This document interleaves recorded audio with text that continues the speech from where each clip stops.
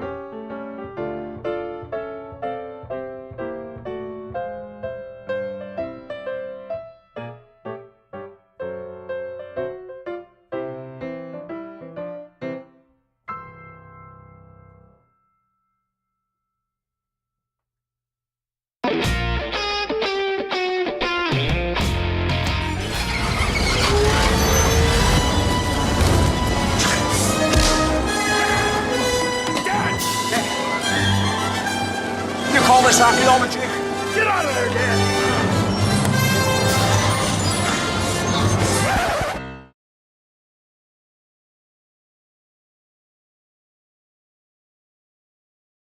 Now we're live. What's up, everybody? Hello, Let everyone. me do a sound check on our side. Yeah, I think we're good. I might be wrong. Okay, I hear it. No, I hear it. It sounds good. Hang on, let me. All right. Oh shoot! I always forget where. Oh, there it is. Oh wow! It's been raining for a week. At least. Ugh. Yeah. Now, I always used to tell people in Washington State that Yeah. it doesn't always. People say, "Oh, doesn't it always rain in Washington?" And I'm like, "No, it doesn't always rain in Washington." That was always my perception growing up because, Yeah. you know, you might have 100 days in a row where it technically rained, but it is often just like in the morning or overnight, and that goes down as rain for the day. So there's that. But that being said, Yeah. it has been solidly raining for at least 48 hours right now. Really? So Well. yeah, and I don't think it's stopped. Yeah, and when we were in Oregon, I mean, just constant rain, which all of this just brings up something I've been really thinking about, which is just like how. Oh wow, you got going right by your. They passed going right now. by. They passed. Yeah. No, I'm saying all of this just brings up something I've been thinking about for a while now, and it's just how poorly we deal with water in this country. You know, like California is literally in a drought, and yet there's an abundance of water in the Pacific Northwest, and we can't do anything about it. Oh my God. You probably haven't looked at my Instagram stories, and you know, if anyone follows Not a while. Yeah. Well, anyway, if anyone follows my Happy Archaeology Fun Time channel, you can find all my social medias there. And but thing is that I was just at Shasta Lake, and the oh, hello Amy. Anyway, I was just at Shasta Lake, and I was, you know, the boat ramp I went to, the closest boat ramp I went to the work area was this closed, and I'm like, oh, that's weird. And so I drive up to it, and it is completely dry. Like, it is like, I think it's at least maybe a kilometer or two, or you can actually like find water. Nice. I'm just sharing this in a couple more places, so my mic is down. Keep going. Oh yeah. Oh God, there was something else I was gonna mention. Well, whatever. Oh my God. Yeah, I mean, you're right though, man. It's crazy down there, and it's crazy in a lot of places. Yet there are plenty of places in the country, like I said, that are have an abundance of water. Yet there's no efficient way to get it from one place to the next, or there's bureaucracy tying it up. You know, it's just crazy. Oh my God. Speaking of rain, last week I was gonna put away my winter bike because, you know, it was, you know, not only is it not winter anymore, but I had finished installing all the parts I was gonna add for this year. And so I take it out for one final like shakedown just to make sure all the parts I just installed are working. Yeah. And as I get to the grocery store, because I was literally just going to the grocery store, it starts snowing on me. Oh my God. Nice. But now in May. Yeah. But now I'm at least 60% sure it's not going to rain again. So I'm definitely going to put it away this week. Only 60%. Well, I mean, it is Reno. Yeah, that's true. That's true. All right. Grab one more link here. Oh my Share God. the YouTube link. And I did try, oh my God. I did try my Instant Pot. Was it last week? Total disaster. Well, I thought you took it out of your like your hotel kit. This was at home? Yeah. You know, because I've like, you know, it's kind of a hassle to like use it, you know, for me on the road. And here I've got like all my real cooking tools. So I figure I'll give it a try, and total disaster. Yeah. Why? I mean, it's like they make it sound so easy. But listen, my wife usually does the cooking, not because some weird sexual division of labor, but it's just because my work schedule typically has me working most of the hours when we would want to be cooking something, and she's a little bit more flexible, shall we say, and also she decided to take on like meal planning for the two of us and all that stuff, and it's just easier that way. So don't send me hate mail because my wife does most of the cooking. However, she left me, but only for a few weeks. Yeah, well, she did literally, actually, but only for a few weeks. Yeah. So she actually went to a wedding in Chicago. She left on Thursday. Ooh. And then from there, she went down to North Carolina where her family's at, and she's going to be there until the end of the month. Which isn't that far away, no. So I'm here and obviously fending for myself. And, you know, she likes to this is why I don't handle the cooking, because I'm very simple when it comes to that kind of stuff. If you've watched or read the books or watched the new Brave New World series based on the books, Yeah. and other sci-fi, like other like futuristic sci-fi type shows where that aren't Star Trek, where they're just eating like, you know, nutrition cubes for every meal. Like I actually want that, right? Like I love food, but I love food too much. Like I have a bad relationship with food. So if I look forward to it and all those sorts of things, it just, I don't know, it's a bad deal.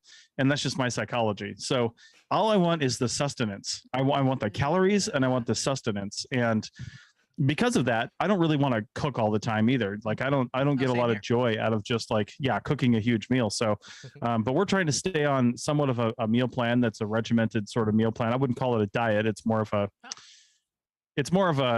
I don't know. It's a structured kind of thing that we're both trying to stick with. And so the other day I'm mentioning this because I used the Instant Pot. Hard boiled eggs are a good, fat and protein source all at once. Oh, they are. Yeah, so I picked up I think it was 18 hard-boiled eggs, and in 2 rounds in the Instant Pot, I hard-boiled them. And it was super easy. You just put them in. There's an egg button on our Instant Pot. I pushed it, and it produced perfect hard-boiled eggs. And I did 2 rounds, and then I did up. I'm going to do some beef today for the week, but I did some chicken, just like some chicken tenders, basically size, like chicken strips, like breast strips. And I coated them in like a seasoning, seasoning kind of thing. No egg or wash or anything like that. Just kind of like pressed them into a seasoning after they were thawed, and threw the whole thing into the Instant Pot with some chicken broth, just like in the bottom of it. And I used the trivet thing, so they were sitting off the bottom. Yeah, I actually browned them in a cast iron skillet for just a couple of minutes on each side too.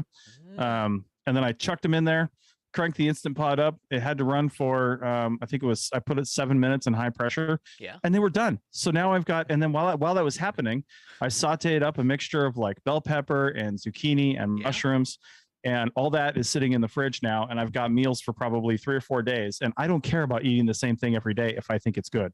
Well, see, that's the problem with me. Was what I made last week. I was also trying something similar, but instead everything turned out terrible, and now I'm stuck eating something I don't really want to eat for days and days. Well, see, that's the downside of meal planning and prepping out, is if you make something garbage, like you're stuck with it for a few days. I also learned something, by the way.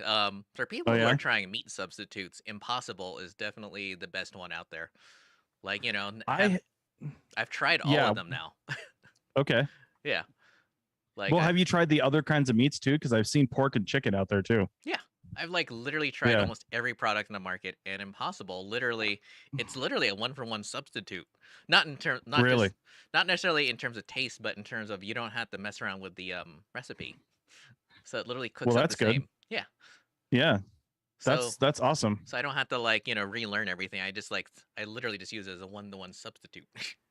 Nice. The only problem is that it's hard to track. It was hard to track down this time. I thought if there was one place I was going to have it, it was Whole Foods, but I was wrong.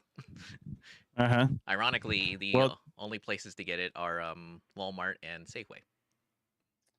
Yeah, Fred Meyer's where we shop when we're in the Pacific Northwest, and they have it all over the place. It's a Kroger store that's back east and Midwest, and I don't know, they own something else. What do they own? They own something else that's out here too. Richie. Oh wait. That is in Elko near the Starbucks. You know which one I'm talking about? Oh, what's that grocery store? Oh wait, it used to be. It's not a Rayleigh's, is it? I think it. Wait, is it? It's either Rayleigh's or Ridley's, but I haven't seen a Ridley's in forever.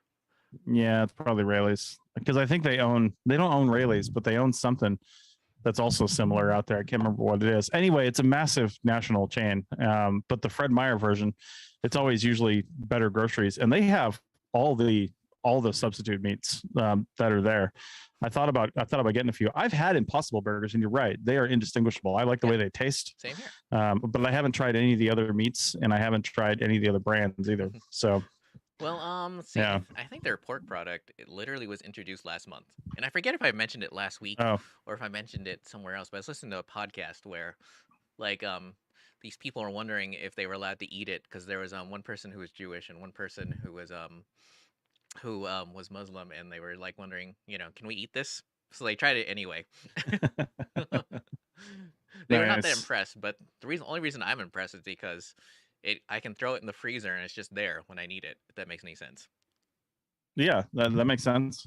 Because like I Don't have. those Oh, go ahead. I was gonna say, don't those meat substitutes thaw quicker than regular meat too? Well, actually, I don't really I thought know. they did. I can't remember. All I know is that oh my god, I just feel I feel moderately healthier ish. I mean, part of that is Yeah. just because inflation means that I can't afford when I'm on an involuntary vacation week like I am this week. I can't necessarily buy like a $30 ribeye every day. Right. No excess. You know, speaking of, you know, this is definitely in the realm of can't do it every day, but I did buy a few of them just to have them in the freezer because they don't take up a lot of space, and I have an RV. But I mean, generally, you know, when I buy a steak or something like that, like I don't want to buy like a huge steak, and this would be good for field work too. But I don't want to buy like a huge steak because I mean, seriously, who wants like that much steak? I mean, I kind of do, but I shouldn't eat that much steak, right? I know. Your real portion should be like 4 or 5 ounces when you're having something like that. Wait, really? But yeah, but Fred Meyer has these Wagyu beef chunks, and I mean that is like top line. It's literally like the size of my hand right here as I'm making this shape. So it's pretty small, but it's a good 1.5 inches thick. It's a prime rib cut of Wagyu beef, and they're like $10 for that little piece. So I bought like a few of them, and they're just sitting in the freezer because they thaw really quick. You can cook them up in the cast iron pan in about 10 minutes, or you can throw it on the grill. And if you've got a instant pot in your hotel room, you could cook it in the saute mode. And I did some reading. They said with Wagyu beef, you don't really need to cook it in the instant pot, like pressure cook, because the whole point of pressure cooking is to kind of break down the fibers and stuff and make it nice and soft. But Wagyu beef is already like that. Like you just cook it up in the in the cast iron skillet or saute it in the instant pot, and it's already just like falling apart. So oh my god. Amy mentions a bunch of things like Food for Less. I haven't been there in forever. But yeah, now that you're bringing up Wagyu beef, there's a place, I forget if I told you, but or if I mentioned it on a previous live stream, but I found a sushi place in South Lake Tahoe that will like flash flash cook like bits of ribeye, like thin sliced ribeye, and then throw it on your sushi for you. Wow. Yeah. That's crazy. Yeah, and I'm like, oh man, that's what you just made me think of that. Nice. Unfortunately, I won't be able to work in South Lake Tahoe for a while, but whatever.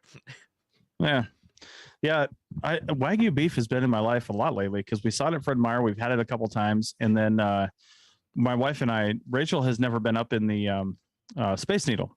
Oh, and the Space Needle in Seattle, it's the 60th anniversary of the Space Needle this year. Ooh. And it was built in 1962 for the World's Fair when it was in Seattle. The whole area down there was. And then just this last year, they finished a massive renovation of the top part of it. It used to be like a little cafe kind of thing. Mm-hmm. And then it was a fancy restaurant, and then they tore all that out. And now it's more like an observation area with like a third of it being like a lounge where you can sit and have drinks and hors d'oeuvres and some, pairings with either whiskey, cocktails, or wine. And so I kind of went all out a little bit, and we got a nice little package where we got a nice bottle of wine decanted to us into a decanter right at the table there with some hors d'oeuvres, and they had Wagyu beef sliders and truffle fries and things like that. But get this, we're sitting next to huge windows that are probably 8 feet tall.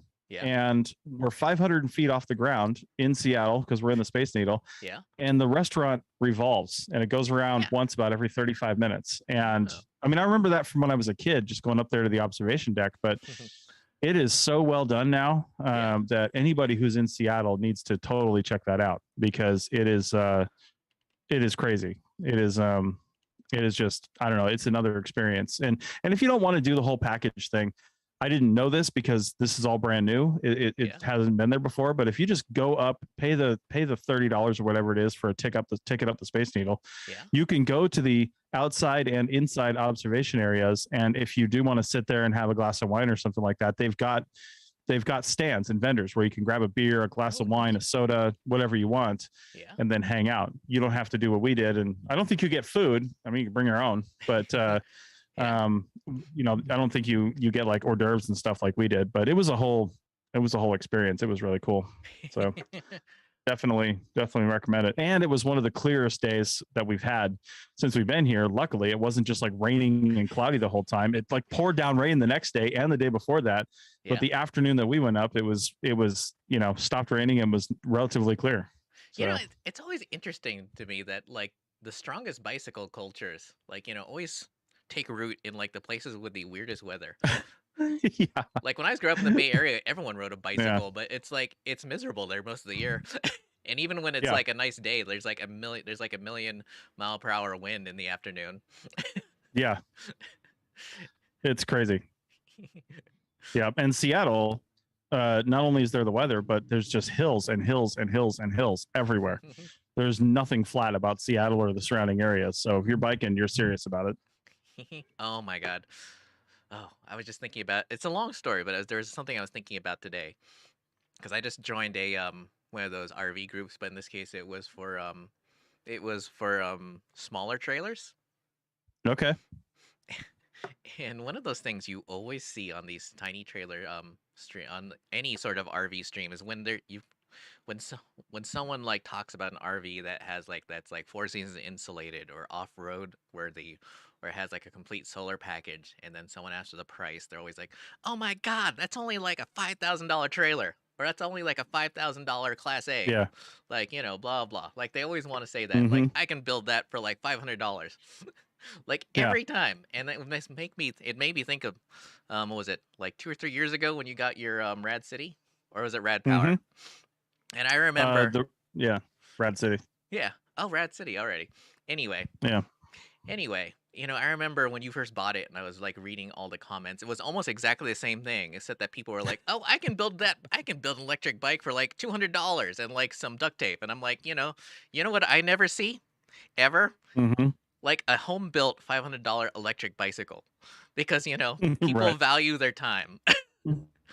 It's kind of like way back it's kind of like way back when you were trying to sell people on WildNote and people were like, "We're building our own." And it's like, I've never worked for a company or been subcontracted to a company that actually built their own. Everyone just uses available solutions. Yeah, they say we're building our own, and what they are is they're building a form in Survey 123. Exactly. Or collector or something like that. Yeah, it's crazy. And you're totally right. The paying for convenience and just like usability, right? And somebody else to do it for you. I mean, that's why these days most people don't do their own oil changes. I mean, people used to when it was a little easier, but nowadays it's actually much more simple to just take it in, wait 15 minutes and leave. Well, I mean, not only that, I was just also thinking, it's like, I can make my own pizza for like $5, but there's a reason like I go to a pizza place and buy it. Yeah. And have it delivered to me. Yeah. So oh, now that I'm out of coffee, we should definitely move on to oh shoot. Oh, darn Windows. Sorry. If my computer shuts off, it's because it wants to update itself, even though I keep telling it no. All right. Well, the live stream will die if Richie's computer updates because it's going off of his computer. But anyway, I'm now officially out of coffee, and I wish I had made a second cup with my Jogo straw. Well, I'll tell you what, I got mine, and here it is. And you know what? I was telling you on our texting that I haven't actually. Well, first off, did we talk about this last time? The Jogo straw? We did, didn't we? Yeah, we just we were going to buy it. Yeah. So I got mine a couple of days ago, and I actually haven't had a chance to get any coarse ground coffee yet to try it out because my espresso machine just produces espresso ground coffee. Yeah. So I haven't actually used it as a filter in a coffee cup. So I actually just have it sitting in my coffee cup right here, and I'm drinking out of it, which I wouldn't normally do. But I'll tell you what, I found a sort of side benefit of this thing, and it's when I'm using my Oculus for my office, it is really difficult to drink coffee because I've got to lift the visor up and with one hand and the coffee mug with the other, and it still kind of gets in the way because if you lift the visor off your head too far, it goes into like standby mode, and then sometimes it errors out coming back in, and it changes all my monitor positions, and it's a real pain in the ass. But with this, I can just I've got the sense mode on Oculus turned on, so I can actually see outlined in like thin purple lines things around me. Yeah. And comes in just like that, and I can drink my coffee, and it's great. I wasn't the first time I actually thought about that. I was sitting here yesterday morning, Yeah. and I had some coffee, and I hadn't even really used the straw yet. I tried it out, but I hadn't really extensively used it. Yeah. And my friend Brian in Reno wanted to play some VR golf. We play VR golf in Oculus every once in a while. Ooh. And I mean, I would never like play real golf. I'm just not into it. But VR golf is super fun because you see each other's avatars, and we're sitting there talking to each other. And we just play like 18 holes. We both suck at it. And but Yeah. if the goal were to get as many points as possible, he hasn't beaten me yet. Let's just put it that way. But that's not the goal. The goal is to get as few points as possible. Oh, right. Sorry. Yeah. But anyway, I was sitting there, and I was like, oh my God, this is a perfect use case for my straw. And I stuck it in my cup, and sure enough, I've got it sitting on the table there, and I can see it while I'm golfing, and I can just pick it up and take a drink. So well, I can report that if you like it. Oh my God, I made it. I've been deliberately making coffee in like the most haphazard sort of like I got up like 5 minutes ago way just to like give it the full try through. And it is amazing how good it is at keeping at coffee grounds. Like literally. You've got coarse ground coffee, and you're letting it steep for like 3 or 4 minutes. Yeah, and then I'll just dump in my cream and then just drink, and it's like it's kind of crazy. Like it's oh my God, it's like so much faster to make and so much faster to clean up. And it's like almost indistinguishable from like I wouldn't say it's necessarily indistinguishable from like my super fancy Chemex, but it's definitely indistinguishable from like a French press or an AeroPress for me. Now the thing I wondered, and I gather I think you're a relatively quick coffee drinker. I am. Yeah, and I tend to be as well, so I don't think it would be a big deal for us. But the thing I would wonder is, they say in their own instructions to let it, you take water it's usually around 200 degrees. What they say is boil water and then pull it off and wait about 5 or 10 seconds. And then that's the right temperature for brewing coffee. And so you dump it in there, you dump it in your grounds, and then let it sit for about 4 minutes, which is the same thing for a French press, right? The same thing for a French press. Yeah. But the difference is you're actually not taking the coffee out. So it's going to continue to steep. It's going to continue to brew, basically. And the longer, like I have an Ember mug that keeps my coffee at about 140 degrees. And is this just going to get stronger and stronger and stronger the more that it sits? When the morning I tried it, I literally use it the way I would normally use it. So like when I make coffee in the morning and I go in the truck, usually you know sometimes I finish it off like as I'm driving to the work area, but other times it just sits there and sits there and sits there. So I deliberately let it like sit there, for a while as I was like running around and doing errands around the house, and nothing, at least for me. Wow. I mean, but I also put cream in my coffee, so that might actually be different for other people who don't use cream. Well, that's what I would wonder too. Is it would definitely look funny because whenever you have grounds in your coffee and you put cream in there, you just like you can see the grounds. Because I've done that before when you either had some fall out of the French press, or which has happened, or something. And it doesn't look super great. It looks weird. And I imagine that's what this looks like if you got cream in it. Yeah. If you don't have any cream, you probably won't notice a difference. But don't forget to use the straw. Or don't forget to not use the straw, because if you don't use the straw, you're just going to get a mouthful of coffee grounds because they float on the surface. Well, I mean, I always use a straw anyway, like in dentist orders. Yeah, you literally. do. You do. And it's not something I ever got used to, because, sucking hot coffee through a straw takes a certain getting used to. But this silicone tip on here acts just like silicone, like oven mitts or something would. It really dispenses the heat as it gets to your mouth, and it's an interesting experience. And I haven't quite gotten used to it yet. I just expect the coffee to be burning hot when it reaches my mouth, and it's not. So although I will admit though, pairing it up with an Ember is a really good idea. I have to admit. Yeah. Maybe I should get one.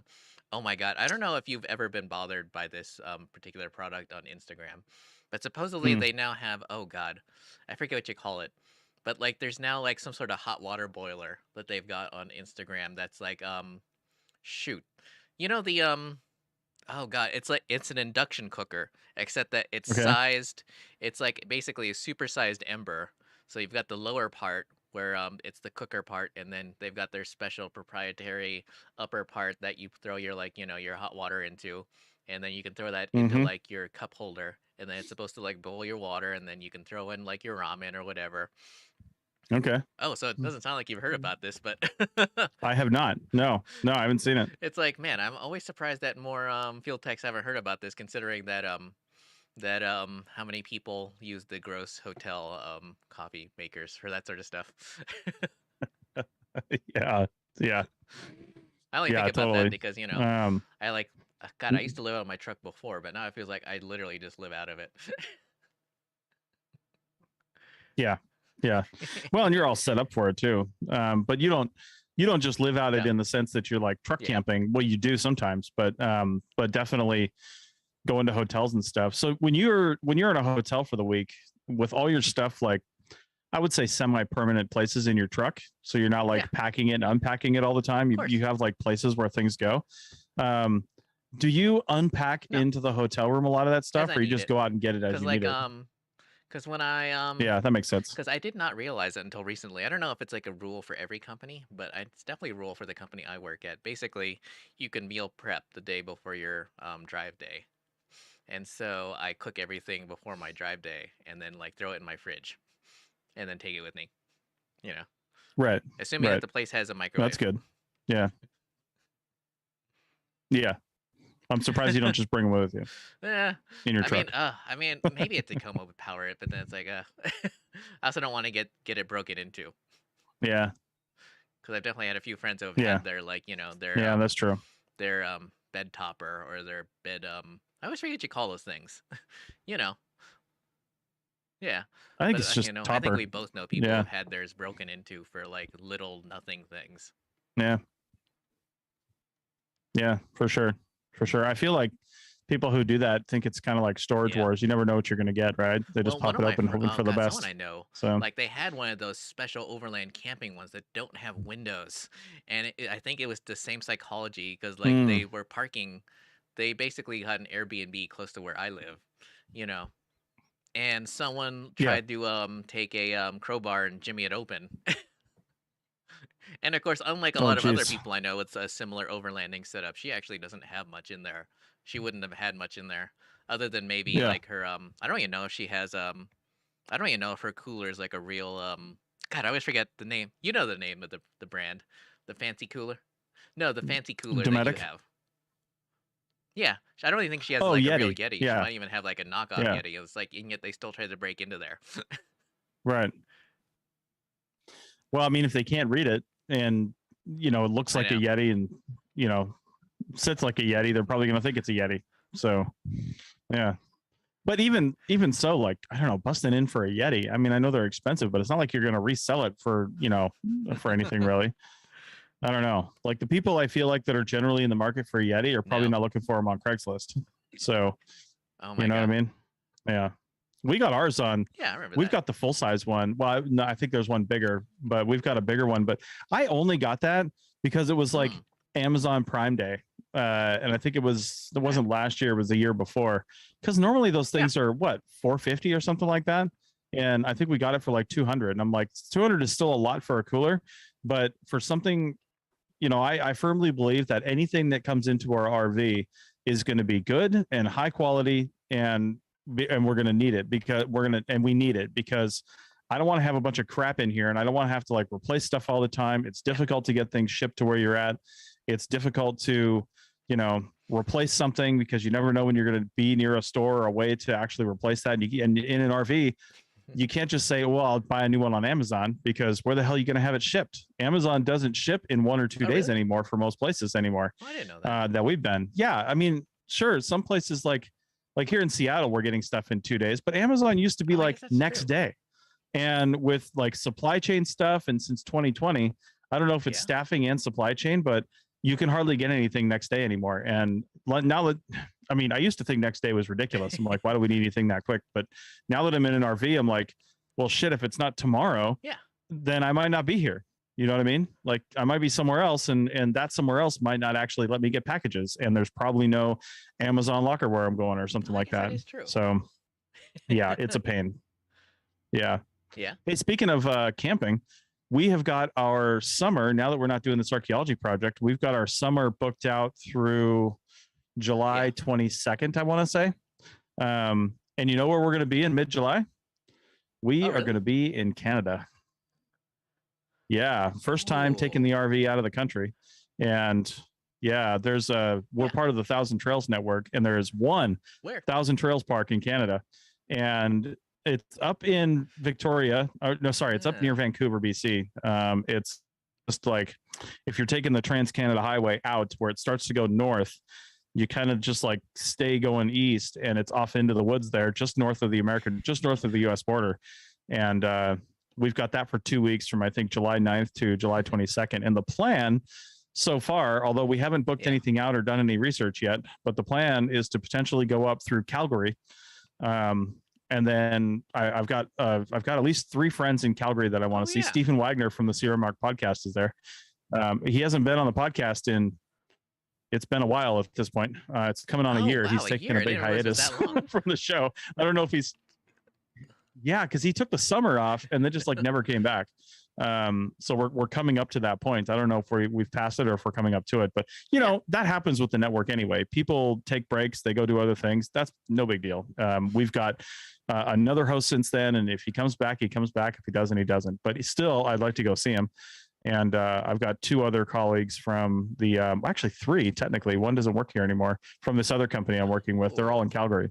So and Calgary is just a cool place anyway. It's Banff is a national park and lake up there that everybody's heard of, and that's a really cool place to go. So I wouldn't mind spending, a few weeks up there, and then that'll be probably end of July, early August, and then we're kind of hitting crunch time a little bit because then we're going to probably swing back down through Montana. There's definitely a lot of camping that wasn't open to us in Montana before because of internet, but now that we have Starlink, we can pretty much go anywhere. There's tons of BLM and Forest Service dispersed camping in Montana where there's literally no cell service whatsoever. And we just haven't been able to go there, but Starlink works fine in every single one of those areas. So now we can kind of truck back through Montana. And then I would love to kind of come through Montana in August. And then by the end of August, early September, be kind of heading down through Idaho and then down into Nevada and back over to Reno for the Reno Air Races in mid-September. Last night I actually smelled. Well, I thought it was like fire smoke, but it turns I'm assuming it was actually just like barbecue fire smoke. I hope. Knock on wood. Mm-hmm. Oh, fire season is going to be a nightmare this year. Oh. Yeah. Oh my God. I was listening at a coffee shop yesterday. The local one that Chris and I both like. Mm-hmm. And it was interesting listening to people talk about the Slack. I only mentioned that because since I've become staff at the place where I'm working at, I'm always amazed at the sort of haphazard ways that people try to run projects. It's a long story, but they were like there were certain things that I didn't realize weren't being taken care of behind the scenes. Because I mean, certain you just thought they were happening and they're just not. It's a long story, but I'm the way it works is I work for the company and then I'm subcontracted out. And I had just assumed that since no one mentioned it to me and there was no explicit instructions that I was not supposed to turn in my paperwork. The only place that I was supposed to upload my paperwork was to our company channels, and I just assumed from there it was dispersed to the client, but that was not true. And yesterday I was listening to someone talk about Slack and how their company doesn't use it, and they think it's super weird because it's such a good management tool. And then I also was thinking, I don't know if you still use Trello, but I was also thinking about Trello. It's like, man, why are so many companies so resistant to this project management software?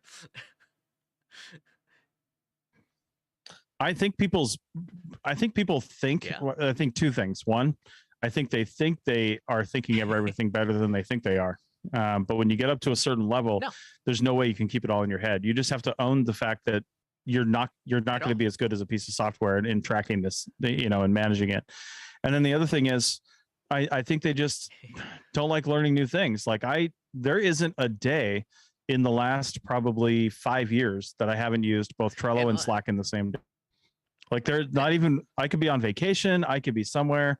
There isn't a day that goes by that I don't check in either one of those for one reason or another. And I've got them both linked actually. So, from a project management perspective, I mean, the APN is not like project management, but it kind of is. It's like every episode every week is a mini project management. I have to first initiate the fact that the episode is happening for all the shows. And then, they enter all the details and information on their cards, and I can see that happening because anytime they do something on the card, it comes over to a Slack channel that I can see that tells me, when something happened and who did it. So I don't have to micromanage. I can just see it all right there. And, then I have, either myself or somebody else who's editing or whatever comes in and does their thing. And I see when that happens. And just from a management standpoint, I only step in when it's going to be late, when it's going to be like, this has to be done. If it hasn't been done yet, then I step in. But if I'm like, okay, so we got this, and this coming out next week, let's see where those are at. I can just go in and check real quick, or I can check that one Slack channel or the show Slack channels. And I can be like, okay, this, and this. And from a project management standpoint, if you've got everybody in, whatever software you want to use, it doesn't matter. Some fit your brain better than others. You just got to find the right one that works. But, you can see people doing stuff and doing work, and you can assign out tasks. You can do all kinds of stuff from within these tools, and then, have all your communication there. And, communicating through like email and, text messages is not a record. There's no record of that, right? It goes away. People delete it. People, that's their own personal thing if it's text messaging. But if you've got a record of it in, say, Slack, and this person decides to rage quit tomorrow, well, you have their entire chat history regarding a project is that, sitting in Slack. With email, like, oh my God, the way Gmail handles emails, it's such that everything gets lost. Like, it does not take that long for something to get lost, and then suddenly I have to look for it. No matter, and I'm sure that there are plenty of people out there who will point out, you can like direct them into, you can direct your messages into like, little folders and blah, blah, blah. But, if people are literally just adding on to the same text chain, it won't show up as unread at the top or anywhere. You literally have to look for it. And at a certain point, it just doesn't work. Yeah. Oh my God. And I've been trying alternatives, like personal alternatives that like, don't necessarily, that aren't necessarily collaborative, just because, I feel like, it's kind of hard for me at my level to like suggest to people to use Slack or Trello or something. So, well, I mean, Trello is based on, or if, for people that don't know, Trello is based on a very simple concept. And if you watched, the first time I ever saw this in like practice, because I'm not in the industry that developed this, but the first time I ever saw this in practice was on the show Silicon Valley on HBO. And this was developed, from what I understand, by developers, because they typically have, they'll sit down and say, okay, or the creative team or the dev team or whoever will sit down and say, okay, we need to build this. It's going to take this, and this to build it. And they're usually, the way code and stuff like that works, there's usually separate pieces that can be built, and then it's all brought together. And those tasks of bringing it together are tasks, compiling it. All these things are little tasks that need to be done. And they basically take each one of those tasks and they start them in a list on the left-hand side on Post-it notes on a big board. And then somebody goes up, they physically walk up, they grab the Post-it note so somebody else doesn't start working on it. And they say, great, I'm going to start doing this. When they finish it, they move it to the next list, which is typically QA or something like that. Then somebody else will take a look at it, make sure it was okay. They'll pull that Post-it note down. And then when they're done, they'll put it in the next list over and whatever column it is. And that's literally what Slack is. Trello is. And Trello is essentially, really advanced Post-it notes with, a lot of extra functionality that you can build in. But the same concept is there. It's basically cards up and down and then lists left and right. And you know that because you've been in the APN Trello and stuff like that. But when I first started using Trello, it was when I was working with Codify, and Michael Ashley, the lead developer at Codify, the only developer at Codify, was he was way into it, and which makes sense. Like a lot of developers and people who are they're into Trello because they need something like that to organize. And I could not wrap my head around how to use Trello. Like I knew how he was using it, but it didn't really fit with my brain. And I tried to figure out, okay, this is a free tool. How can I make this work for me? And it was probably a year before I ever built anything in my own for Trello. And then I started using it for the APN. And now I'm on, I don't know, now I have probably 8 or 9 different Trello workspaces and a total of probably 90 to 100 boards that I keep track of things on. And again, some of those things I never even go to unless I have to, right? And I've integrated, especially the APN stuff. Some of the stuff, like the stuff my wife and I have between us, like we have a recipes board where if you make a good recipe for something, you put it on there. We have one that we thought would be fun to do that is just for French fries around the country. We take a picture. We take a picture of French fries because you can have a picture be the cover card for the Trello card so you can see it. And then I write down in the description the restaurant and what city and state it was in. So we can look back across the country and just look at French fries. You know what that makes me think of in like a sort of perverse way is, God, remember, what's his name? That exercise dude with the frizzy hair. And he used to have that meal system where it was like cards. It was like pictures of food. Oh, yeah. Who was that? Oh, not the ambiguously gay guy, Richard Simmons. Yeah. Was it him? God. Yeah. You know, my sister lives in Maryland, and supposedly there's like a famous sort of French fry out there that it's very polarizing. Supposedly the way it works is that they're like fries, but then you put malt vinegar on them. And apparently people either like or don't like malt vinegar. Oh yeah. You see places around like Five Guys has malt vinegar you can get for your fries, and they do. Yeah, look for it. It's usually up near the counter, and there's a few other places that will have it. And the first time I ever saw that, I think, was back east, but it was in like the Carolinas, and we were at some place, and my wife got malt vinegar and put it on the fries. I was like, "What are you doing?" And it turned. I don't like it all the time. Yeah. It's good. It's good on certain fries. But it's pretty good if you get the right fries for it, for sure. And another fun one we have, another fun Trello board I was thinking of, because I've got a friend in Reno that is just she is, I love her to death, but she is super cheap, and she knows if I texted her at any point in time, I could say, who's running a happy hour special or who has a special today in Reno? We want to go out to dinner and we want to save money. She would know what restaurant, what casino, what place had like the deal. And I was just like, man, I have no idea what's going on. Like, I don't even understand these things. And I couldn't keep it all in my head because we didn't eat out that much. But I started making a Trello board, and every time we would go somewhere and they have on the board, they have on the table like a card sitting there saying, oh, it's Taco Tuesday, or it's, this Monday, Margarita Monday, or something like that.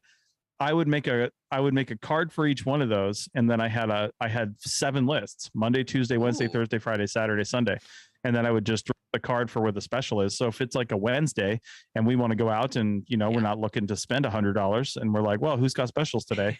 We just look at the Trello board and pick one and then go there. Oh my God. So, but Trello, what I've been trying since, I feel like a lot of people, I have an Office 365 subscription, is I have been trying, OneNote, and OneNote is very frustrating because, on the one hand, it's very typical Windows.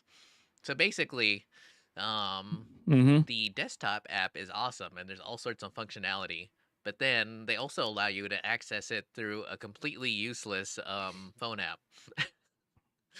Like literally, I can't do anything on the phone app, and I can't interact with anything that I've added on the desktop app. And it's like, oh man. So literally what I was doing with it, and you're gonna laugh because you're gonna laugh in a second, but basically what I was doing was I was just so I would just like do stuff on the desktop and just add it through the app. And then instead of interacting with it, I was just like, screw this. And so I would just whip out my pen because I have a Samsung S Pen enabled tablet, and was just like writing out notes because that's like literally the only thing I can do with this with the mobile app.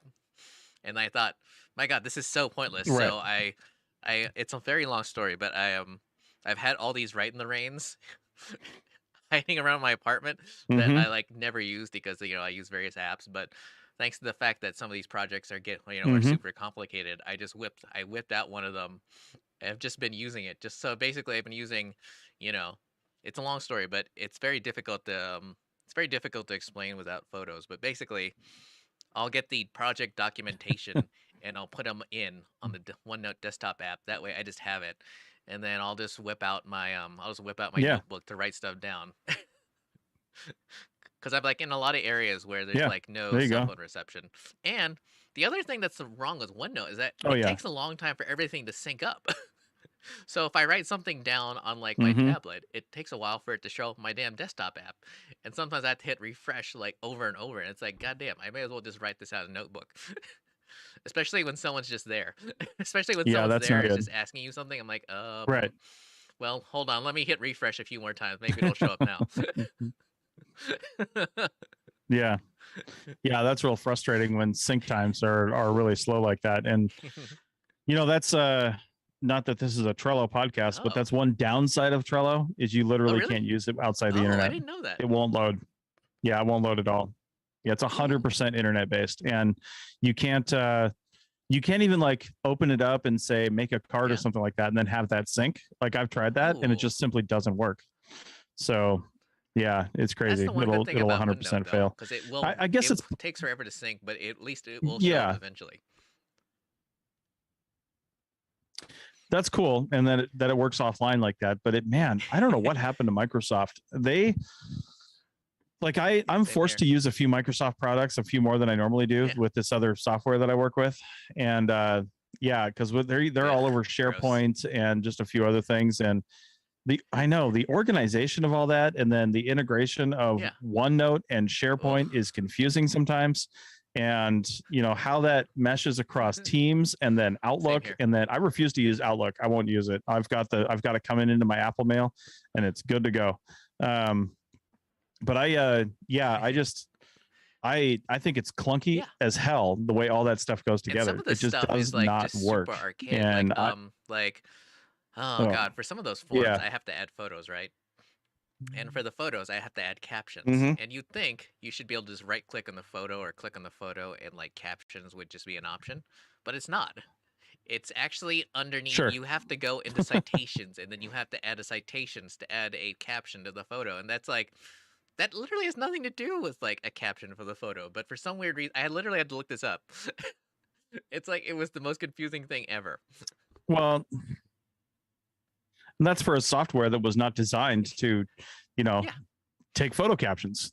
I mean, that's just all there is to it. They're jamming this in for a purpose that it was, not made for. My prime contractors insist on using Word documents. I'm like, my God, why can I not?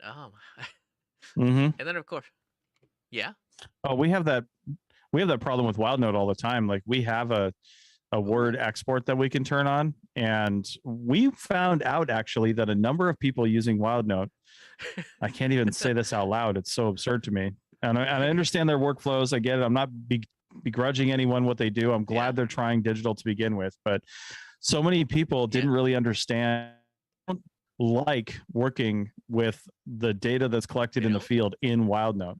They just don't like editing it there. No, I mean, to me it's like so much simpler. Spreadsheet or something like that.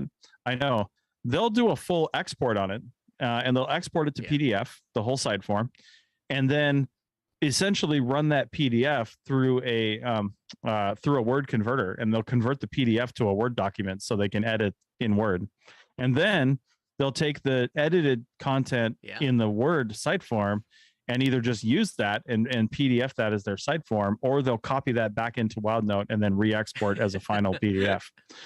And I'm like, really? Like, how do you explain to somebody how inefficient that is?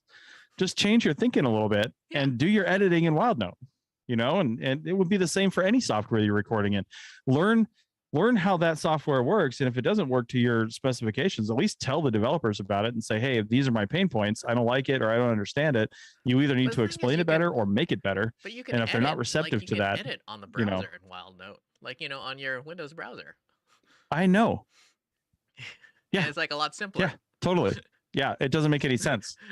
Yeah, and people are used to seeing like Nevada, California, Utah, whatever ones we have.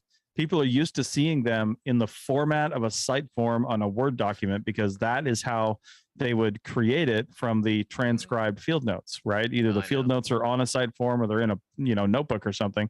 Like, you've done thousands of those, and then they literally transcribe these handwritten field notes into a Word document, and they just can't get it out of their brains that's how they're used to seeing it. I mean, this is the whole reason we need to spend, like BLM projects and Forest Service projects and most agency projects take an extra $5,000, is because you've got to spend that much money to send them like 3 extra copies of the report so they can have something to edit from, because they don't like to edit the report on a Oh, they don't? PDF. They don't like to do it. They like to do Oh. it from a hard copy. Yeah. So usually it's required that you have like one bound and two unbound yeah. copies, you know, and stuff like Wait, do they that. still And require it's you just to like, send in a CD? seriously, guys. Oh yeah, BLM still Seriously? requires a CD with you know, a PDF on it, and well, that's how most of your data comes in. You know, now as far as your photos and stuff like that, a CD kind of makes Well, that's sense true. because a CD is really the most. It is the most secure way we have to store photos right now, because you don't want to send it to them on a jump That's drive true. that will eventually degrade, something like that. So it needs to be some sort of hard coded media, but you just have to hope that somebody, you know, there's still CD readers 50 years from now. Most computers don't have them. I have to, if I want to burn a CD, I've got to actually take it to like FedEx office or something like that. I don't have a way to burn a CD anymore. God. You know, that makes me think, because like So, I've been, you know, obviously, you know, you and I have both looked at super old site records, and it's like, you know, negatives kept here, and it's like, where the hell are all these negatives? For all these site records, like, do they actually keep them, or did they just like, or did they just get them and throw them out? Like, you know, it's the same thing with these CDs. Like, do they actually have them, or do they just like throw them out? I don't know. Yeah, that's total bullshit. Like, well, most of the companies that it says that on there, like, they're not even in business anymore. You know, like, where is like, that I remember, stuff now? oh God, as of like what, 3 or 4 years ago, a company you and I both worked for at different times. Not you know, but the one near Greg Street. Yeah, up until 3 or 4 years ago, they were still using medium format cameras for artifact photography. And I'm like, you know, right. Yeah, I mean, it makes sense to them, but it's like, you know, like, would most of these agencies even be able to like look at them, let alone print anything or scan them? Mm-hmm. Like, is there even any point like that? Like, for people who at home who are not familiar, like medium form, it's like exponentially more expensive to like buy and process medium format film as opposed to the regular sort of 35 millimeter. Yeah. Yeah, totally. So, can you hear the rain? Oh, really? It just like accelerated. I think it had slowed down for a minute. And now it's just like accelerating. These are moments where you're glad you don't have a dog that like insists on going out when it's like the raining the heaviest. A little bit. And these are also the moments where I'm glad I think ahead on certain things. Not that we had any leaking problems before, but when we brought our RV just for some scheduled and some minor repairs that we wanted to have done. Well, that dash problem that we've had forever, the electrical problem we've had, that got fixed. But I also, well, I'll tell you in a minute, but that, I also told him, I said, I just want a roof inspection done, because you should have a roof inspection every so often. And I don't think we've really had one since we started RVing. And he said there were definitely some, you know, a handful of soft spots up there, because RV roofs just start to degrade. They sit in the sun all the time. So they just start to degrade a little bit because of the radiation, the UV radiation. And I'm glad we had it done, because it has just been pouring down rain since the beginning of April, pretty much, you know, between Oregon and Washington. And, you know, we're planning on staying in Washington and then British Columbia, you know, for the next 2 months. So probably going to see a lot more rain. I'm leaving here in Monroe midweek, heading back down to Seaside, Oregon, which is just south of Astoria. And then we're spending like June on the Washington coast.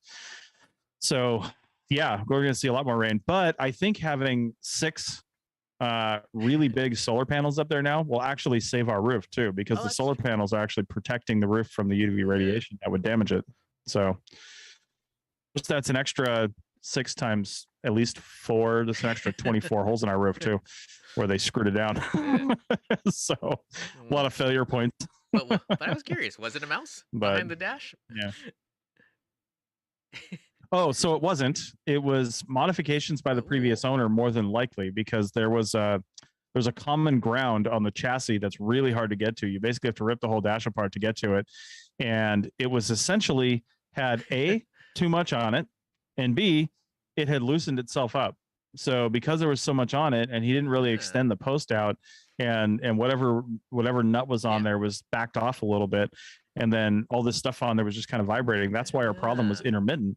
And they're like they said we're lucky it didn't start a fire because it was just a loose ground and everything was all over the place. So they cleaned up a lot of there was a ton of extra wiring back there too, because apparently he'd installed a number of extra pieces of equipment. And when he took it all with him, he didn't go into the dash and remove all the components and wiring. He just basically snipped the wires and took the hardware. And so all that stuff was still just sitting back there. I was just like, really? Come on.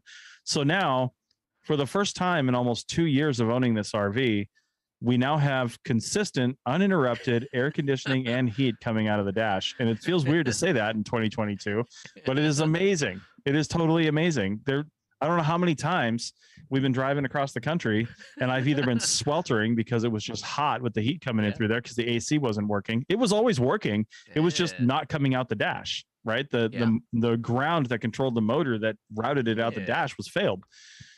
And then the heat, like I remember driving across, God, was that just earlier this year? That was. I feel like time just like goes by so fast.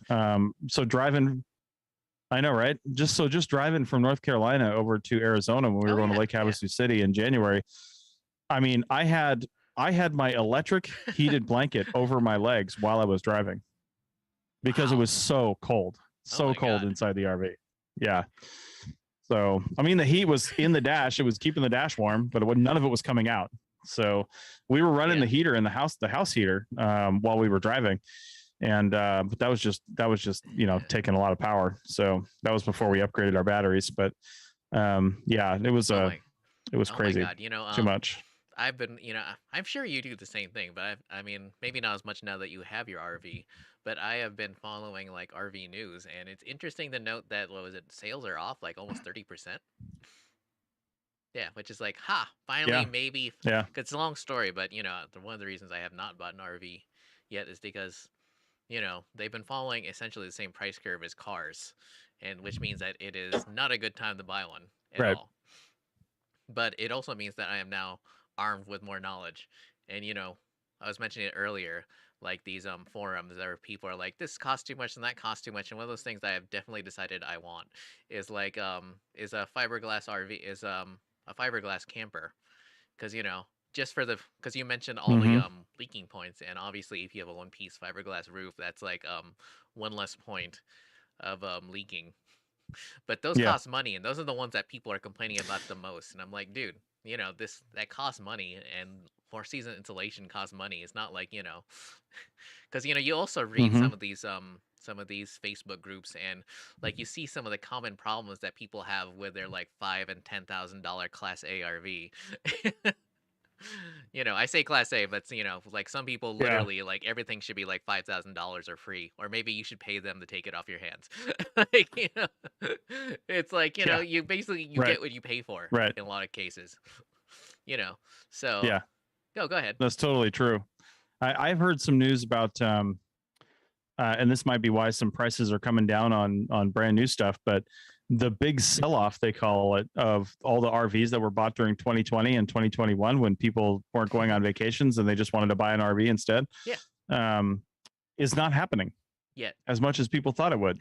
Yeah. Well, I mean, it's just like once you've had it for a couple of years, if you've got a place to store it or you've got a place to park it next to your house, I mean, the people are saying that a lot of people might be just using it as a guest room or a room for their kid to live in or something like that. There's people that are pulling RVs into their driveway for that purpose.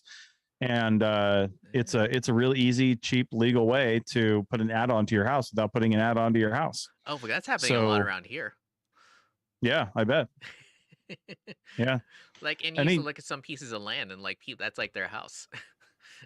Well, and even in town, anybody with a driveway where they can put one, if you see a trailer or an RV or of some sort sitting there with its slides out and plugged into the wall, somebody's living in it. Yeah. Yeah. So like I'm not going to begrudge them that. It's just the way it is, I mean, I was just in a place, God, where was that? Susanville, and I was eating in one of the better restaurants in town, and I was like looking at the place, and they have like it's a restaurant, but it's also got a very nicely landscaped yard. And I was like, initially I was like wondering where these people are living. But then, like you said, they had an RV, or not an RV, but a travel trailer with the slides out and everything hooked up and ready to go. And so they, that's basically where they're living. I assume they own the restaurant and the land, but they just can't afford like a house on top of that. I might be wrong. Sure. Or they just want to live that way. That too. Yeah. Sometimes, especially these days, it's just a decision people make. Like, we closed on our house 2 weeks ago, and I've heard our full-time RVers say this that have sold their place. Like, we're not homeless, we're houseless. There's a difference. That's true. Oh my God. Yeah. I'm not sure if you read the New York Times, but oh my God, it's interesting reading some of the it's interesting, that it's a complete mindset change. Like to go from like, to like live, because they called it like the RV, what do they call it? They called it like the van life fantasy, and that's when I knew that this person was not going to write a joyful article about, because apparently they had they're like a travel reporter, and they were fully prepared to stay in this fancy hotel, but then their editor was like, no, you're gonna go on an RV thing, and they were like completely dreading it, and they don't like driving, and they don't like going places like that, and it was just like listing off their list of miseries and how awful it was and terrible, and I don't even want to, like, they went to Yosemite, it's like, I don't even see the point of this, blah blah, that sort of person. Yeah. It takes like a complete, like, it's like a complete it basically, it's like a certain mindset you have to like live in an RV or live the van life. Well, and I feel like if you're forced into it, some of the idiosyncrasies of living in an RV are just going to irritate you, and it's just going to build and build and build and just completely irritate you. Like, I mean, there's always something in the RV that's either not working totally right or broken or just something that you have to deal with. Like, for example, I chose, I knew my wife was leaving, but I'm here at my grandma's for a week and a half, and at my parents' house, they actually have a sewer connection. Somebody had an RV there a long time ago. They have a sewer connection in their driveway, and sewer's kind of a big deal because we have unlimited power with our solar setup. Yeah. And if we're next to somebody's house, we'll usually plug in just for a little bit of power, just to keep it kind of topped off, so we don't have to monitor it quite as much. Yeah. But we can also crank down the amperage that we're pulling from them, so we don't blow their house circuits, right? Oh. And so we can control every aspect of that. And then 9 times out of 10, we can plug into water too. And that's great. But, and at my parents' house, we had sewer. So that was the other big, the big good thing to have there. Yeah. But here at my grandma's, there's no sewer. Make a choice. Either A, I was going to have to either because we've been here a week now, go dump the tanks today, probably, because I got to work the next couple of days. So either go dump the tanks, and there's only one place in town to do it, but it doesn't matter if that place is half a mile away or 10 miles away. I've still got to pack up everything inside the RV, unplug every RV, bring the slides in, bring the jacks up, and drive it all the way over there, dump the tanks for 5 minutes, and come back and set all back up. And I'm leaving on Wednesday, and today is Sunday.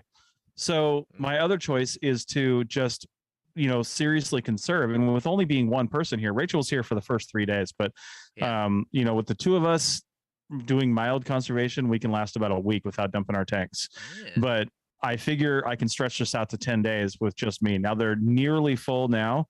And it's Sunday, but that being said, I've really only got 2 more days, and then I'm leaving early on Wednesday. So Wednesday doesn't really count. But also, I don't like to impose on people, even though this is my grandma's house. I'm sitting here looking out my window right now. I can literally go in and use her bathroom anytime I want. I'm using her shower because the shower actually puts a lot of water into the gray tank, even if you're conservative on it. I figured. But every time I go in to say hi, if I got to use the bathroom, I'll use her bathroom. But I'm still doing dishes out here. I'm not doing 100% conservation. So, but things like that would probably irritate people if they just weren't prepared for it. I'm okay with it because it affords me the lifestyle that I want to have. Yeah. We both have relatively decent jobs, and we don't have any kids, and we're now basically debt free except for this RV. This is our only debt. Yeah. And it allows us to do fun things like spend $300 on a cocktail lounge at the Space Needle, something like that. It's just I'd rather have the time and money to do those experiences rather than be house poor, be having a $2,500 house payment for some place that doesn't move or go anywhere. So this is what I'd rather do. I mean, what do you say to the people though who are like equity this and equity that? Like, everyone's always with equity. Yeah, but that's for this, like, it's so stupid, right? Because these are the kind of people that are going to live in a house for the rest of their lives. And they are so worried about building equity, and the only reason they're doing it is because the next time they sell their house, now they're just going to use all of that money to buy a bigger house, right? That's what people do. Or they're going to, or their house is going to, like, if we had bought in Reno when we sold our townhouse, Yeah. we bought it for 267, I think, and we sold it or we bought it for 265, I think, and we sold it for 367 2.5 years later. Yeah. So, and we had some equity built in. So we, after closing costs and all that stuff, we did pretty well on the sale. But if we had wanted to buy even the same place, like the equivalent place, literally all of that money would have gone to it, and we wouldn't have upgraded at all. We would have basically just sold and moved into a new place. So everybody's talking about, oh, you got to build equity. You got to build equity. Well, but what are you doing with the money you make from the sale? You're literally just, it's a vicious cycle. You're literally just putting it into another mortgage. That's it. And I don't understand that cycle. I mean, if you're doing the normal progression where, you get out of college, you get married, you pump out a couple of kids, then sure, you've got to you probably have to upgrade the size of your house just to support the size of your growing family. I get that. But if that's not necessarily your goal, or you're not doing that, then equity is bullshit. Unless you're going to sell it. Like, we put a pretty healthy chunk of change into savings, and I put some of it back into my stocks. And now that money's working for us rather than sitting in a house that wasn't working for us, So, and we're probably going to roll that money into another income property at some point before the end of the year. But we have the ability to sit and wait until the deal comes along that we want. We don't have to just jump into another house because, well, we just don't need to. The money's just sitting in a savings account with the rest of our savings. So, yeah. Although I admit, a savings account isn't a great place to park money. Well, no, and the only reason that I have it, and it's not like a bank savings account, it's an online savings account. So at least the interest rate it's probably 3 times better than the bank, but that's still not super good. But I also need, like, because we do probably want to use a hefty chunk of that before the end of the year to get into another income property.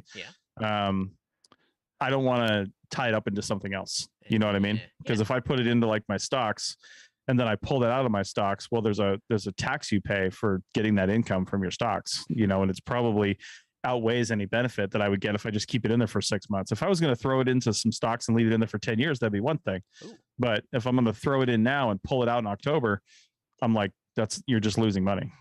So, oh my God. Speaking of bad investments, I went to, I feel like everyone is, most people should be familiar with the Kiwanis Club, right? I assume that's like something that's around here in Reno. Yeah. Obviously they sell bicycles. I'm not sure if you knew that. I don't think I knew that. No. Yeah, they have like at their headquarters they have a bicycle sale every weekend, and so I went down to take a look at some of those bikes, and oh my God, it was like, oh my God, everything. Let me put it to you this way: there was like a bicycle I recognize from 1984. It was like normally I would jump on it, but oh my God, they wanted $275 for this thing. Jeez. And it was in barely running condition. And I'm like, man, I would have given you like $80 for this.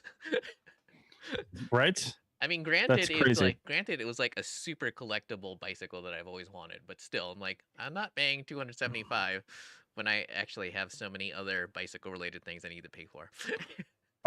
Aren't they like a nonprofit too, and they get stuff donated to them? Like, what do they do with all the money? I assume they just put it in their kids' programs. Yeah, there's that. So, I guess, but still, don't sell something for more than it's worth. But it's just like, it always amazes me, like, oh my God, like inflation. Yeah. Oh, I also love the fact that, oh my God, it seems like people don't understand the way inflation works. Yeah. Well, of course not. There's so many.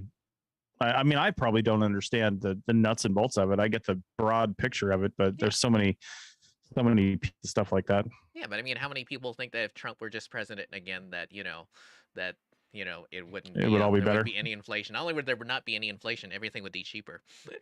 Yeah, all gas prices would go down. Yeah. It's just like, oh my God, like Ukraine, like made like a quarter of the world's wheat, and now they can't get it out of the country. It's like that's like a big drop. Yeah. Anyway. Yeah.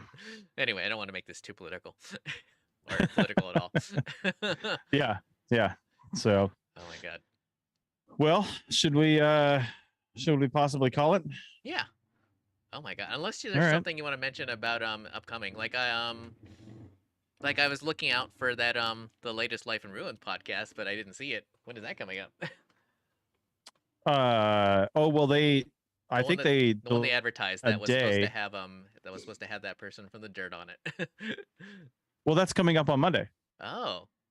Because they release on Mondays. Yeah, because they were like, "Oh, look out for it now," and I'm like, "All right, I'm gonna look for it now."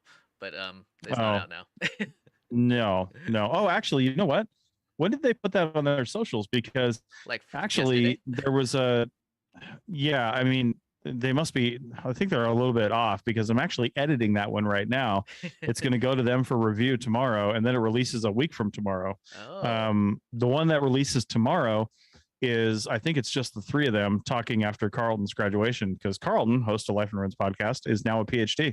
Oh, good for him. So, yeah. So, and him and Dave and Connor went to Colorado to visit him and surprise him for his graduation. So, that was really cool. But, anyway, that's the one that's coming out tomorrow. And last week's, they had a little bit of a snafu with the show notes, and I couldn't release it on Monday, so I released it on Tuesday. So that might be why. Oh, and speaking of the Dirt podcast, they're actually starting to release on Wednesdays now, starting next week. So interesting. You will not see them tomorrow. Yeah. Oh my god. I know. Well, that's what happens when your hosts get like full-time, big person jobs, because they normally were recording on the weekend or at least later in the week. And then Anna would spend all her time editing it because they edit their own show. And, but now that she's got like a 9 to 5, she's like, I need a few more days. So they're still having the same recording schedule, but moving to Wednesdays affords her that extra time to continue editing. So, yeah. Oh, I probably shouldn't mention this on the air, but I'm going to mention it. Like, there was like a thread in Archaeology Field Text about, someone was asking about their rejected what was it, like USA Jobs application. Oh yeah, I saw that. Yeah, and it's like, wow, there were so many good tips on that. Like, are you guys gonna do anything on the CRM Park podcast, like talking about that, like maybe helping people like get their resumes looked at or anything? We've talked about resumes and CVs before, just in general, but you're right, it is time for that topic to come back around again at some point. As far as maybe talking about USA Jobs in particular, I only have personally, and I don't know about the other hosts, I'm guessing Heather has 0 because she's worked for the same company for a while. Yeah. And I don't know about Bill, and I don't know, I'm willing to bet Doug has never done it. And I don't think Andrew probably has either. So I applied on USA Jobs. I feel like it was probably 15 years ago at this point. Yeah. I mean, it was a long time ago, and I never got anything from it either. Even though I'm a veteran and I punched in all the things, I was still very much a rookie, and probably just didn't have the experience. So, and then I found out later on, and I'm sure it's still like this, that most of those seasonal USA Jobs positions for like Forest Service, National Park Service, stuff like that, most of those are seasonal, and they often just get back the same people as long as they apply again. They usually just take back the same people that were working last year because they're more familiar with it. They have experience, but they're still required to put the job out. So if anybody is still listening or watching the video, I will just say one thing about USA Jobs. Yeah. Definitely set yourself up with that, because it doesn't hurt to just put it out there. I know. But don't count on it as a job. It's that kind of unicorn that comes in that you just kind of hope for, but is unlikely to get because somebody's got to die or not work that year for you to get that job. So it's also interesting because every once in a while you'll see something on Archaeology Field Text or someone's like, I applied to like 1 million jobs. I mean, sometimes literally 1 million jobs. Yeah. And then you'll see all these other people just like saying, oh yeah, I also applied, blah, blah. And it's just like, I've never gotten a reply back. It's like, I've always been curious to know, what the hell are these people putting on their resumes? Because like, I feel like you can literally just put down anything and someone will get back to you eventually. Well, I also feel like, you're right, they should, but I also feel like some of the places that if you're not going through like a hiring or an HR department or something like that, then you're probably looking at a smaller company, right? Yeah. And a lot of times with those smaller companies, even like some of the ones you and I have worked for that didn't seem that small, but they were relatively small. Yeah. It was typically the project manager controlling that, and they don't have any experience with that. They don't know to like send a courtesy email to everybody that sent in an email and said, say, hey, sorry, we didn't select you. Better luck next time. They just don't do it. They don't know it. They don't do it. They don't think about it. They're overwhelmed to begin with. Yeah. And it's just, I think if you receive a callback that says you didn't get the job, call that, again, that's a unicorn in that sense too. Just call that a win and, whatever. But don't take offense if you didn't get one, because these are people with zero training in human resources. And, unless you applied to a company that's like, Swika or, an engineering firm or something like that, that you're not even going through the project manager necessarily, you're probably going through their hiring department. They may not contact you back either. That might just be policy. but they're more likely to, right? Because they probably have a form letter or something that they BCC everybody on and say, thanks, but no thanks. So, and I also mentioned something else about Archeo Field Techs. Like, someone will ask about, a job in this part of the country or that part of the country, and I just moved here, just moved there. And then someone will say, oh, there are plenty of jobs in California. And then everyone will be like, bah. But it's like at a certain point, you just have to accept that jobs are where they are, and you have to go to where the jobs are. You can't just expect jobs to show up to you. And yet you meet all these field archaeologists around the country who are like, no, why can't I get a job in, whatever city they're in, like Chicago or Kansas or whatever. It's just like, dude, like, I mean, you've definitely discussed that in the CRM Arc podcast, but I just want to say that here, like, my God, you can't just like, this isn't like a fantasy job, like, where like jobs just appear out of the air. Sometimes jobs just are where they are, and the industry just is where it is. Yep. I mean, Reno used to be a hot spot, and now it's not, and now I'm working in California. I mean, now there's never been a better time to go get California experience. Because they will, if you can just make it out there, they will more than likely hire you at this point, because there are so many places you're just screaming for people. And it used to be that if you didn't have California experience or something like that, then you were unlikely to get hired, because plenty of people do. But man, there are so many people that got out of the business in the 2020 era. And then also so many people that, there's a lot more work. There's a lot more work because of the backlog in construction and development and stuff like that. So you got the combination of more work and not enough people to do the work. There isn't probably a week that goes by that Heather from the CRMR podcast is not saying, you sure you don't want to come work for us for a little while and do some contract work? And I'm like, kind of happy doing what I'm doing right now. So thanks, but no thanks. And I've helped to train a lot of people who didn't seem that interested in this job, and B, they're not even trained as archaeologists. A lot of the people I've met lately have been trained as something else, but because of how much they need the jobs. And yet you have all these people who always want to turn up their noses at like jobs that aren't like next to their house, where they come home every night. And it's like at a certain point you have to accept the realities of this job, which is that sometimes you're just out there for a while and you're not going to come home.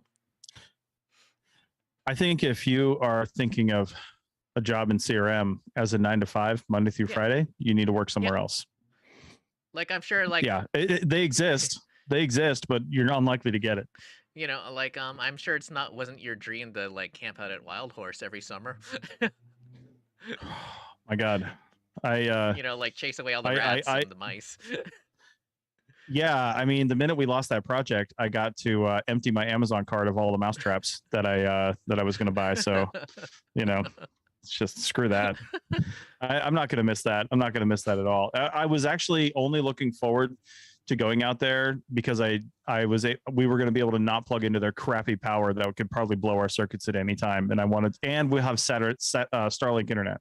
I was looking forward to it from that standpoint, just to prove, hey, we don't need any of your services and we're going to have great internet and this is going to work fine. But now we don't need that challenge and we can go to Canada instead. Yay. So, and you can meet all the, it seems like every YouTube channel I follow that's in the van life is either in the Pacific Northwest or usually Canada, which I thought was unusual. Yeah. I don't know what it is about Canada. Yeah. We'll have to keep an eye out. So it's kind of like when you guys went out to Lake Havasu in January and I was like driving over to visit you over God, I forget, in Quartzsite, and like I'm like, oh, Quartzsite, yeah, and I'm like, yeah. oh, I think I recognize that van from this channel I follow, and blah blah. And it seemed like there's a million people out there. Well, we might be doing at least part of that next Oh, year really? again, because that same event happens the same time every year in the same place. Oh, So, did you see that old dude that what's his name? The one who was in Nomadland, who's like the super famous. oh, I know who you're talking Yeah. about. I never saw him, but I know who you're talking about. Yeah. He didn't stay. He doesn't stay in the places where we're staying. Yeah. So, but no, we're actually considering doing. Yeah. It's relatively famous among digital nomads, but there is a lot wrapped up in it. My accountant's already warned me that I'll have to find somebody else if I do this, but because she's not qualified for it. But we're talking about it, so there's a tax exemption. Yeah. If you spend as a U.S. citizen, you don't renounce your citizenship or anything. If as a U.S. citizen, if you spend 330 days or more outside of the country, Ooh. you get a full refund on your federal taxes. Really? Now, there are some huge caveats to that. I mean, you may have to pay taxes in the country that you're in, first off. Yeah. Even if your work is digital and has nothing to do with that country. If you're there, you may have to do that. You may have to show residency in that country. So if you're RVing around like Canada or something like that, I would have to show basically a receipt history for all the places that I stayed to show residency for a couple of weeks, to make sure. So anyway, there's all that. But here's the thing. If we can make it work, we're considering for 2023, we've got to, once we figure out the tax thing, then we're going to start figuring out planning. You can stay in Canada for 6 months without a visa, up to 6 months in a calendar year. And you can stay in Mexico for up to 6 months in a calendar year without a visa. So we are considering splitting our time. We'd have to move twice probably, splitting our time between Canada and Mexico in 2023. So we would be in Arizona at the start of the year for that event. We'll actually probably be in Portugal, but that's another story. There's the SHAs are in Portugal in the beginning of January next year, and we might be going to that. Wait, weren't they just there, or is this like a rescheduled thing? No, it was supposed to be there in 2020, and it got rescheduled because I think 2021 was virtual, and 2022 they had it somewhere else, and 2023 it's going to Portugal. So anyway, it's going to be the 10-year anniversary of the Sierra Mark podcast, and I know Bill's going to be there, so we might be doing a live thing from Portugal. But anyway, that'll count for my time away from the country. So we'll come back. We'll go to Lake Havasu City, Arizona for this RVing event, and then go from there down probably to Mexico to Penasco Blanco. They call it Rocky Point, right at the north end of the Sea Cortez. It's only a few hours from the border of Texas, and it's a beautiful, like I looked at one of the campgrounds, if we can get it ahead of time, beachfront RV camping for $850 a month, full amenities. Neat. So $850 a month is not that bad. No. So, and then you're living in a nice Mexican town with, Mexican prices. So nothing's that expensive. And Starlink works for 2 months out of the country, 2 months at a time out of the country without roaming or doing anything else, as long as you're on the same continent. So I couldn't take it to South America, but in Mexico and Canada, it'll work just fine. How long does it take to reset for the 2 months? I don't know. And I'm thinking by 2023, that's all going to change anyway. So I'm not even factoring that into the equation. We'll just find another internet solution more than likely. Or we'll buy a Mexican Starlink and a Canadian Starlink, because that's what you'd have to do. Something like that. But things are changing so fast. That rule just came out 2 weeks ago for the staying on the continent and going to, because you used to not work in Canada or Mexico at all. Now it'll work for up to 2 months in a calendar year. So I'm willing to bet that's going to change frequently over the next 8 months. So we'll see. Just like Elon Musk purchase of Twitter. It's been changing by the day. See, everything changes. So but anyway, long story short, we're probably going to spend, if we do this, we would probably spend up to like April or so, May, probably April, mid-May, about 4 months total in Mexico, and then transition to Canada for the summer, leading into however much time we have left, on our Mexico visa. So we'd probably spend 6 months in Canada total. And then by the time Canada starts getting too cold, we'll go back down to Mexico for the remainder of the year. And as long as we're out of the country for 330 days, we'll be fine. And then we'll get, I paid I have no shame in saying this. I run a business. I paid $25,000 in federal taxes. Wow. And that I don't have taxes taken out of my stuff because I'm a business. So I had to just pay that. I had to just write a check for $25,000. Now, pro tip, I didn't actually write a check. I paid a little bit extra in fees and I put it on my American Airlines Advantage Aviator card and then paid it off right away. I had to do it in 2 chunks because I think my limit on there's like 21K. Yeah. But I ended up with like an extra 35,000 miles in airline miles because I paid my taxes with that card. And then my wife just got a free plane ticket to Chicago because of it. So, but anyway, if I can save that, then the cost of living outside the country and doing the extra cost of the tax headache that it would take to actually just file the taxes is totally worth not paying federal taxes for this year. Ooh. So, or for next year, I should say. So anyway, it's something to think about, but you can't just do it. Definitely talk to a tax professional before you go do that, because different countries have different rules. Like I looked at a bunch of EU countries to think about bouncing around the EU for a little while. And most of those countries are only 90 days visa that you can stay there without a visa. And like the UK is 6 months, but most of the EU was 90 days. And even Australia was like 90 days. So unless you get a work visa, which you're not going to, more than likely. And if you get a work visa, that's a different thing entirely. Like if you're just there as a tourist, technically, that changes your tax situation. If you're there on a work visa, you're probably paying taxes there and in the United States. So, is that going to coincide with your restarting of your video, your YouTube channel? I have no idea, man. I've got so much content, and I've actually been doing some editing this week and stuff. I just need to. It's not a lack of time, to be honest. It's a lack of motivation. Yeah.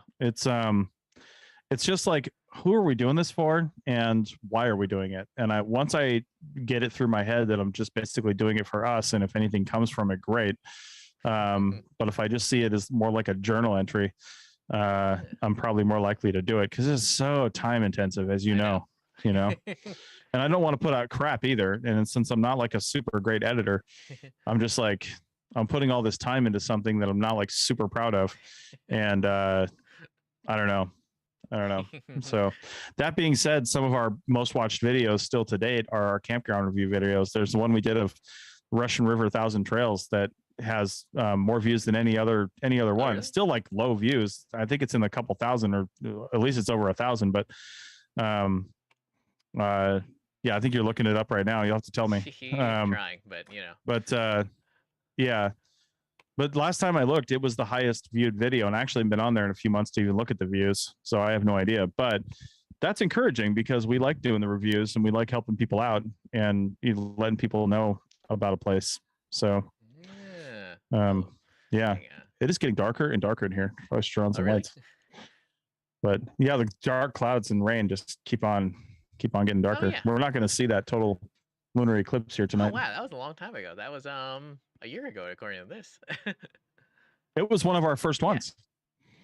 Yeah, one of our first campground reviews was of the Russian River, and it was 5 months into us RVing, which probably means it was 10, 11 months into our, as far as the video getting out. But how many views does it have on it? 1.7K. Yeah, see, that's what I thought. And that is far more than anything else from what I remember. Yeah. Almost everything else was way lower than that. So, yeah. Although, man, if you're behind, I'm way behind. I've still got video from 2020. I still haven't finished editing. Oh my God. I mean, I'm getting around to it eventually, and I'm still recording new stuff. So hopefully, I'll be caught up sometime in the next 5 years. There you go. There you go. So, all right, man. Well, I got to run. I figured. So I got some editing to do. Speaking of. Oh wow, it is really dark. All right. Well, this has been it is really dark. Yeah. I keep turning the brightness up on my computer. So yeah, well, if anybody has a glutton for punishment and has been listening this long, thank you for that. I don't know if anyone has. Yeah. I don't know. So. All right. Cool. Hang on, let me go. Well. All right, everyone. We'll see you next time. And I don't know when next time is, since I'm not sure the next time I'll actually have any time off, as usual. All right. Well, Haha, perfect.